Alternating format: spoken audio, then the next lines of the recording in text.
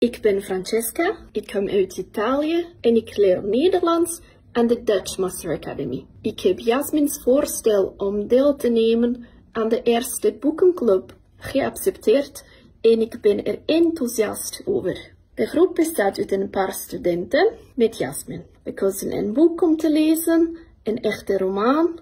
Het kan een uitdaging zijn, maar het is eigenlijk wel bevredigend. Want zonder deze kans had ik nooit gedacht dat ik al een boek in het Nederlands zou kunnen lezen.